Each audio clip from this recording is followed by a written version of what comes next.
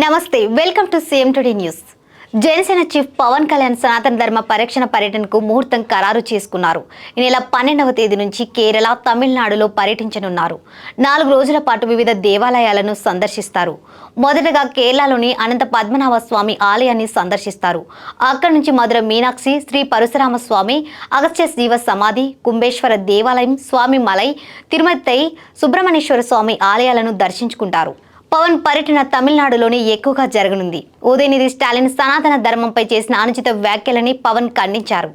ఈ విషయంలో తమిళనాడులోనూ రాజకీయంగా హాట్ టాపిక్ అయింది. ఇప్పుడు పవన్ కళ్యాణ్ తమిళనాడులో ఆలయాల సందర్శనకు వెళ్తున్నారు. ఖచ్చితంగా అక్కడి రాజకీయాల్లో పవన్ పర్యటన రాజకీయంగానూ ఓ టాపిక్ అవుతుంది. తమిళంలో అనర్గళంగా మాట్లాడగలిగే పవన్ కళ్యాణ్ ఏం మాట్లాడినా అది ఖచ్చితంగా రాజకీయం అవుతుంది. అందుకే పవన్ పర్యటన రాజకీయంగానూ పెను సంచలనమయ్యే ఛాన్స్ ఉంది. తమిళనాడులో వచ్చే ఏడాది ఎన్నికలు జరగాల్సి ఉంది. అక్కడ సిద్ధాంతాల మధ్య పోరాటం జరుగుతుంది. డిఎంకే అన్న డిఎంకే పార్టీలకు పూర్తి వ్యతిరేకత దశలో ఉండే పార్టీ బీజేపీ మాత్రమే. అయితే ఆ పార్టీ తన భావజాలని బలంగా ప్రజల్లోకి తీసుకెళ్లలేకపోతోంది. దానికి అనేక కారణాలు ఉన్నాయి. పవన్ పర్యటనతో జరిగే చర్చలతో కొంతైనా మార్పు వస్తే తమిళనాడు బీజేపీ చీఫ్ అన్నమలై మిగతా సంగతి చూసుకుంటారని బీజేపీ పెద్దలు భావించే అవకాశం ఉంది. ఏంటి అలాగే నిలిచిపోయావు?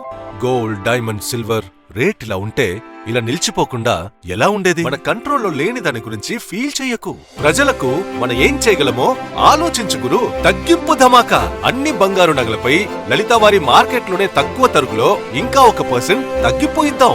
ఓకే, వజ్రాభరణాలకు క్యారెట్కు 5000 రూపీస్ తగ్గింపు ఇద్దాం. నన్ను మర్చిపోయారే, వెండిలో కూడా తగ్గింపు ఇద్దాం. తగ్గింపు ధమాకా.